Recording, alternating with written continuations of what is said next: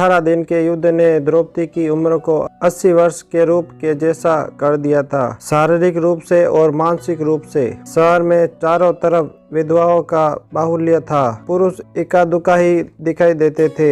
अनाथ बच्चे घूमते हुए दिखाई पड़ते थे और उन सब की महारानी द्रौपदी हस्तिनापुर के महल में निश्चेष बैठी शून्य को निहार रही थी। तभी श्री कृष्ण कक्ष में दाखिल होते हैं। द्रौपदी कृष्ण को देखते ही दौड़कर उनसे लिपट जाती है। कृष्ण द्रौपदी के सिर को सहलाते रहते हैं और रोने देते हैं। थोड़ी देर में कृष्ण द्रौपदी को खुद से अलग करके समीप के पलंग पर बैठा देते हैं। द्रौपदी ने कहा, ये क्या हो गया सखा, ऐसा तो मैंने नहीं सोचा था। कृष्ण ने कहा, नियति बहुत क्रूर होती है पांचाली, वह हमारे सोचने के अनुरूप नहीं चलती है, वह हमारे कर्मों को परिणामों में बदल देती है। द्रौपदी, युद्ध कभी किसी समस्या का समाधान नहीं है, अपितु युद्ध ही एक स्वयं समस्या बन जाती है। तुम प्रतिशोध लेना चाहती थी और तुम सफल हुई द्रौपदी।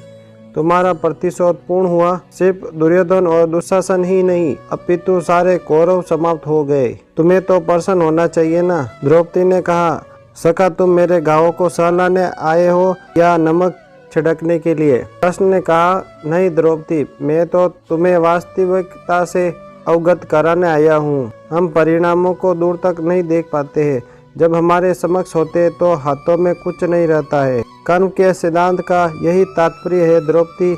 अच्छा कार्य अधिक अच्छा कार्य करवाता है और बुरा कार्य अधिक से अधिक बुरा कार्य करवाता है। द्रौपदी ने कहा, तो क्या इस युद्ध के लिए पूर्ण रूप से मैं उत्तरदायी हूँ?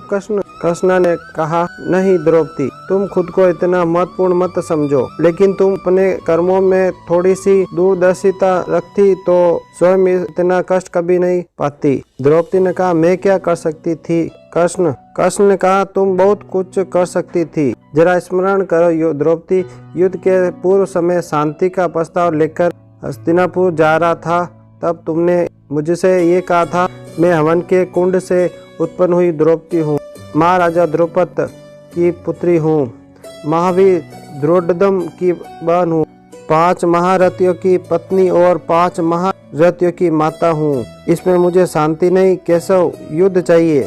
अगर तुमने उस वक्त इतने कठोर शब्द का प्रयोग ना किया होता तो भी इतना कष्ट नहीं भोगती द्रौपदी।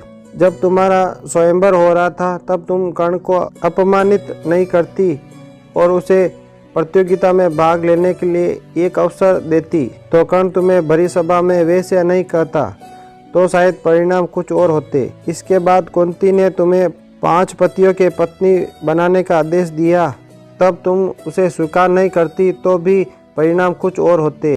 और उसके बाद दुर्योधन को अपमानित करते हुए ये ना कहती कि अंधे का पुत्र अंधे होते हैं, तो उस अपमान के बदले दुर्योधन तुम्हारा चीरहरण नहीं करता, तब भी शायद परिस्थितियाँ कुछ और होती। हमारे शब्द ही हमारे कर्म होते हैं द्रौपदी, और हमें हर शब्द को बोलने से पहले तोलना जरूरी होता है, अन्यथा उसके दुष्ट परिणाम सिर्फ स्वयं को ही नहीं, अपने पूरे परिवेश को दुखी करते रहते हैं। संसार में एकमात्र मनुष्य ही एक प्राणी है जिसका जड़ दांतों में नहीं शब्दों में है, इसलिए शब्दों का प्रयोग सोच समझकर करना चाहिए। ऐसे शब्दों का प्रयोग कीजिए कि किसी भावना को ठेस ना पहुंचे। हमारा ये प्रसंग आपको कैसा लगा? अच्छा लगा हो तो लाइक से सब्सक्राइब करना ना भूलें।